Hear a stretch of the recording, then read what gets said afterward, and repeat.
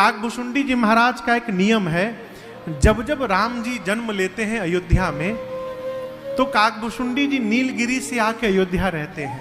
5 साल अयोध्या में रह के और रघुनाथ जी की बाल लीलाओं का दर्शन करते हैं। एक बार भगवान बाल लीला कर रहे थे, खेल रहे थे, काकभुशुंडी जी दूर बैठे थे। राम जी मालपुआ खा रहे थे तो सामने काकभुशुंडी जी बैठे थे। भगवान तो जानते हैं कि काकभुशुंडी है, राम जी ने मालपुआ दिखाया, खाओ।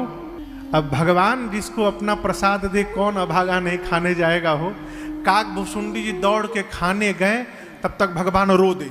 भगवान रो दिए तो भाग लिए। फिर काकभुशुंडी जी दूर गए तो भगवान पुआ दिखाने लगे, आओ आओ खा लो खा लो। जैसे काकभुशुंडी जी खाने जाए, भगवान रो दे तो काकभुशुंडी जी भाग जाए।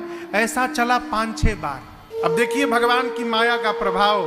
काकभुशुंडी जी के मन में आया, भगवान है, नहीं नहीं ये भगवान नहीं हो सकते। कहीं भगवान अपने भक्तों के साथ ऐसा खेल खेलते हैं क्या? ये भगवान नहीं है।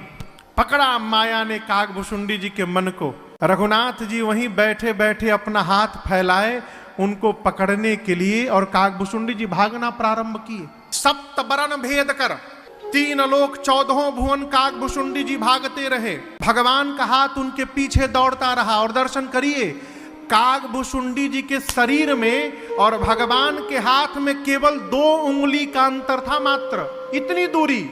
राम जी वहीं बैठे, उनका हाथ उनको दौड़ाता रहा। काकभुशुंडी जी देखे, मति चकरा गई उनकी, लौट के अयोध्या लौटे।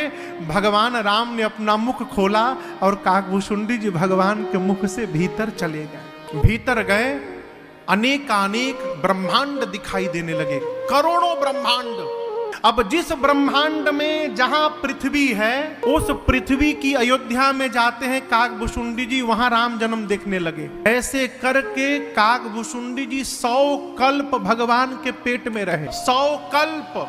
जब जब राम जी का जिस ब्रह्मांड में अवतार होता था, काकभुशुंडी जी जाके अयोध्या में दर्शन करते थे।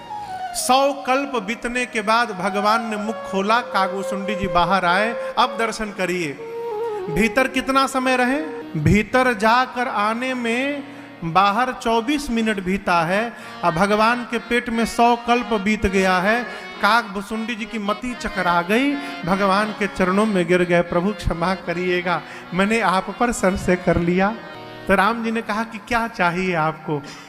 काकभुशुंडी जी बोले, प्रभु जो दे दीजिए। भगवान बोले, ज्ञानी हो जाइए, विज्ञानी हो जाइए, समस्त कलाओं के धाम हो जाइए, समस्त गुणों के धाम हो जाइए। भगवान इतना बोल के चुप हो